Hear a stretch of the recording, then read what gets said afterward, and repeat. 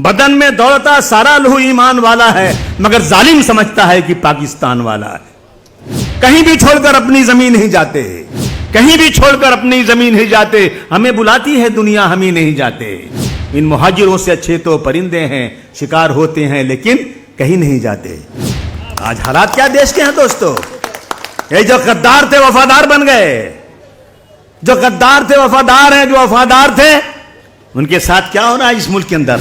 हम ही को कातिल कहेगी दुनिया, हमारा ही कत्लेआम होगा। हम ही कुएं खोदते फिरेंगे और वो पानी हम ही पे हराम होगा। हम ही कुएं खोदते फिरेंगे और पानी हम ही पे हराम होगा। मुझे यह डर है साथियों, मुझे यह डर है कि अगर यही ज़हनियत रही तो अब इस मुल्क में, इस सदी में ना कोई अब्दुल हमीद होगा, ना कोई अब्दुल कलाम होगा। बहुत बोलता है, बहुत ताकत तेरे पास है, तुम मस्जिद में घुस के मारेगा। अबे हम हिजड़े नहीं हैं, हमारे बदन में भी खून है। अपने काबे की हिफाजत तुम्हें खुद करनी होगी, अपने काबे की हिफाजत तुम्हें खुद करनी होगी। अब अबाबीलों का लश्कर नहीं आने वाला। दोस्तों मैं आपसे कहना चाहता हूं, 400 पार की बात कर रहे थे ना, कितना 400 पार। बेटा तुम आ गए 240 पे। ताली बजाओ इस पे। 400 पार वाले 240 पर कैसे आए? पता है कैसे आए? सारे लोगों ने, सारे मुसलमानों ने, सारे सेकुलर हिंदुओं ने, सारी तंजीमों ने मिलकर यह कहा कि अब पानी सर से ऊंचा हो रहा है, अब की बार सब लोग ओढ़ दो, एक साथ ओढ़ दो इंडिया अलायंस को। इंडिया अलायंस को ओढ़ दिया। अल्हम्दुलिल्लाह 400 पार वाले 240 पर आ गए। मैं पिछले 28-29 सालों से काम कर रहा हूं, मुझे किसी पद की जरूरत नहीं। मैं सिर्फ और सिर्फ इंसाफ के लिए लड़ाई लड़ता हूं। आपके यहां से कोई एमएलए साहब थे, पहले मेरी पार्टी में थे, वो बेचारे, हंसी आ रही मुझे। आसिम भाई मुझे मंत्री बनने दो अब की बार, आसिम भाई मुझे मंत्री बनने दो अब की बार। मैं बोला कौन सा मंत्री पद लेगा भाई? कहा हाउसिंग दिला दो। मैंने नेताजी से कहा शरद पवार जी से बात करो, इसको हाउसिंग दिला दो। उसको हाउसिंग मिनिस्ट्री मिल गई उसको। खुदा की कसम अगर झूठ बोले तो अल्लाह माफ ना करे। मंत्री बन गया। बोला आसिम भाई पैसा ही नहीं मिठाई बांटने के लिए। बेचारे के पास एक ही गाड़ी थी, जीप टूटी उटी।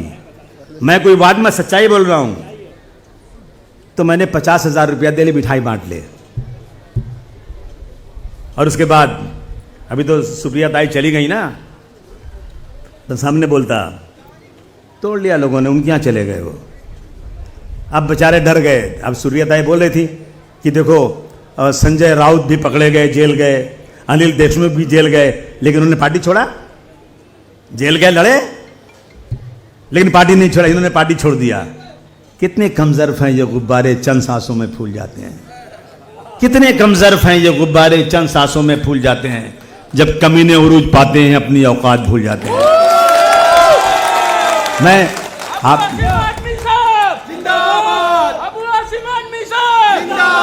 बोल अबू आसिम अल्लाह बोल, अल्लाह बोल, अल्लाह बोल, बेईमानों पे हल्ला बोल, अल्लाह बोल, अल्लाह बोल, गद्दारों पे हल्ला बोल, अल्लाह बोल, अल्लाह बोल, और जोर से ऊंचा बोल, अल्लाह बोल, अल्लाह बोल।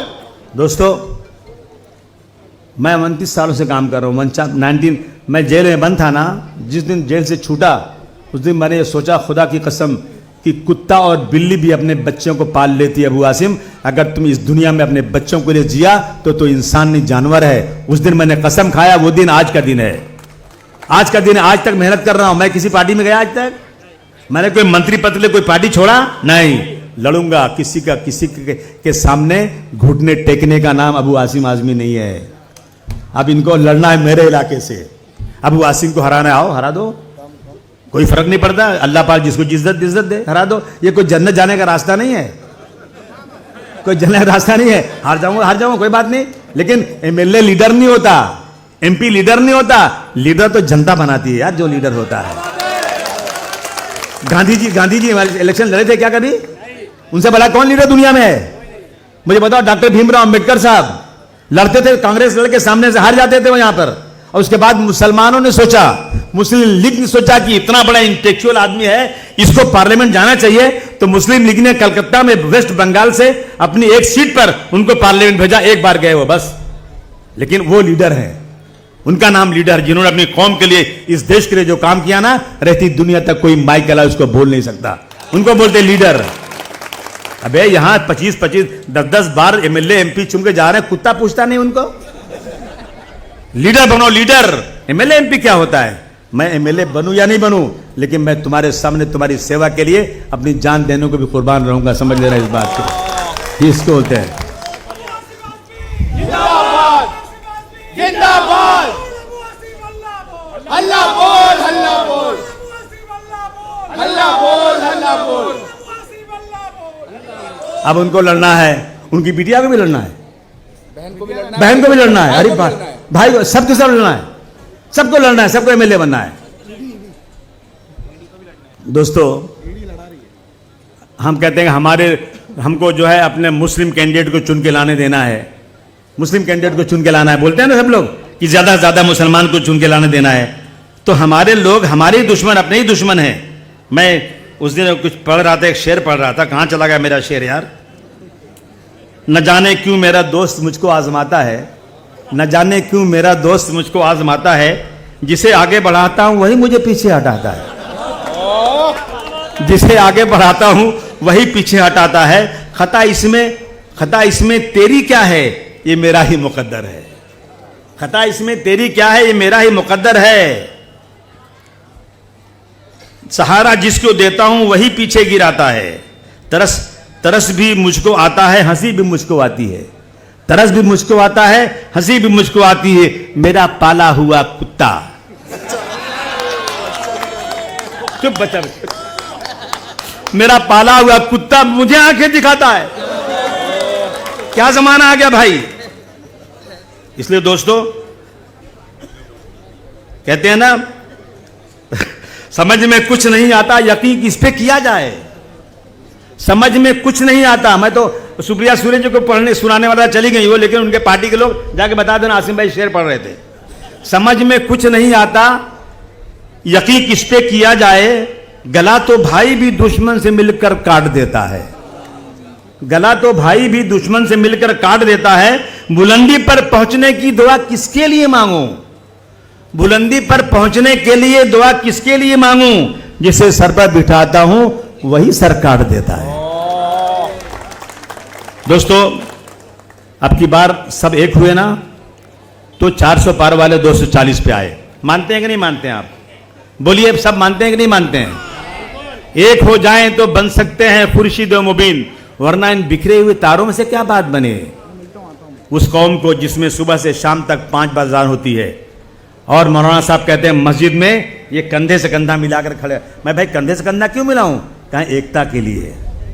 सुबह जाओगे फजर की नमाज में ना, तो मस्जिद में पढ़ना। अगर घर में पढ़ते हो ना, हुजूर सल्लल्लाहु अलैहि वसल्लम कहते हैं कि मेरा दिल होता है कि मैं घरों को जला दूं, मस्जिद में पढ़ने आओ। क्यों? मस्जिद में पढ़, मेरे घर में भी जगह पढ़ने की, वहां क्यों नहीं पढ़ूं? इसलिए कि सब आएंगे, मुलाकात होगी। कोई एक भाई नहीं आएगा ना, तो मालूम पड़ेगा क्यों नहीं आया, पूछना उससे, जाकर उसके घर पे हाल चाल पूछना, कहीं बीमार तो नहीं है, कोई तकलीफ तो नहीं है। इसीलिए ना, इसीलिए कहा गया है इज्तिमाइयत। अगर हम लोग एक हो जाएं, हम एक होकर के किसी मुस्लिम पार्टी बनाने की बात नहीं कर रहे हैं। हमने किसको वोट दिया?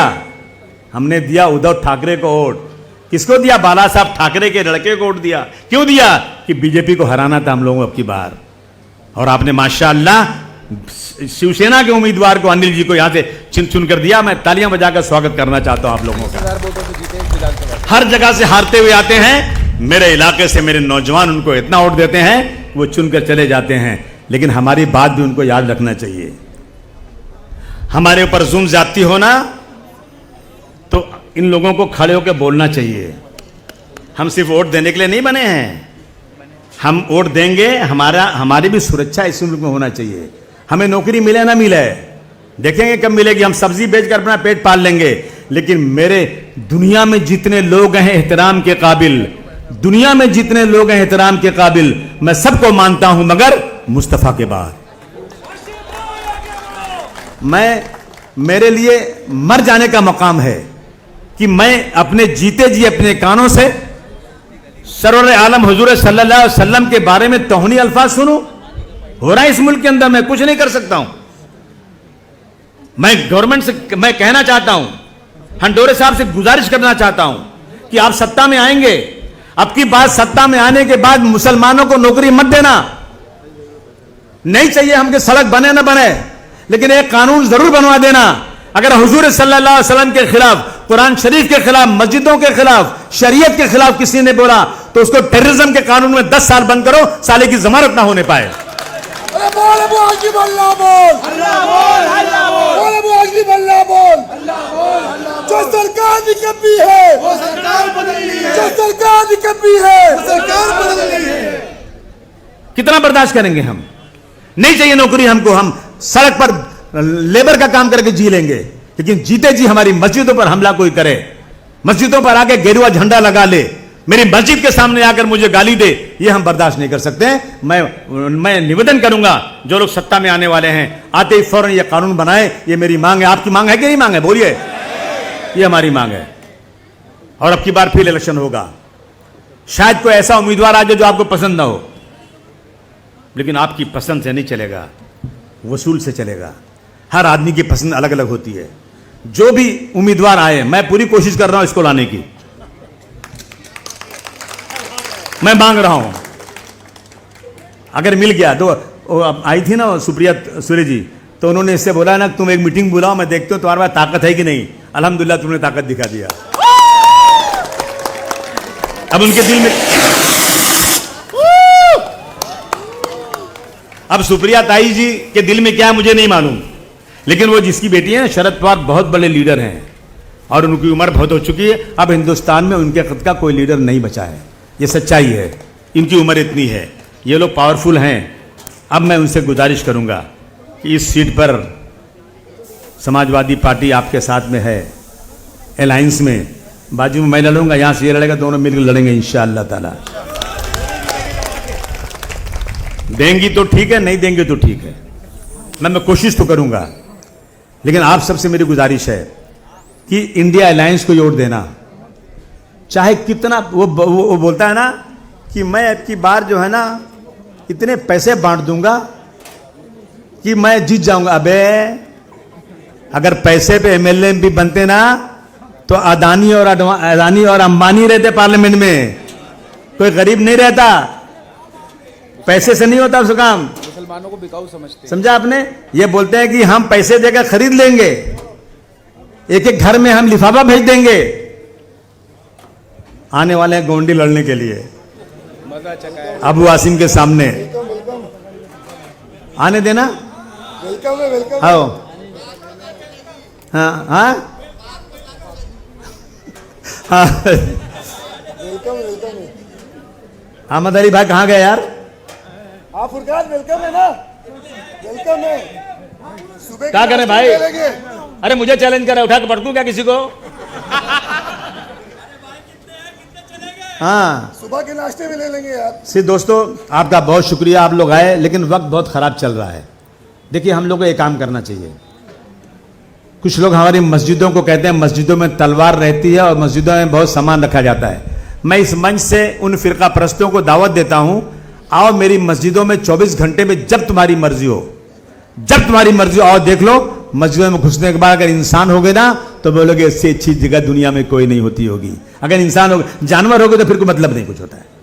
तुम मदरसों को कहते हो दहशतगर्दी का अड्डा है, आओ मदरसों में देखो, तुम एक सीसीटीवी लगा दो, उसकी पूरी मॉनिटरिंग तुम खुद रख लो अपने पास, या तुमको मैं एक कमरा भी दे देता हूं मदरसे के अंदर, यतीम खाने, यतीम लोग जब खाते हैं वहीं खाओ बैठ के, वहीं रहो 1 साल तक। लेकिन उसके बाद भी तुम मदरसे में एक भी ऐसी चीज नहीं पाओगे जो मुल्क के खिलाफ हो या किसी हिंदू या किसी मजहब के खिलाफ हो, कभी नहीं हो सकता। इसलिए दोस्तों अब हम लोगों को ना एक काम करना चाहिए।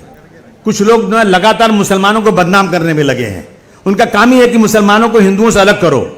ऐसे में हमको एक काम करना चाहिए, सुनोगे आप लोग मेहनत से?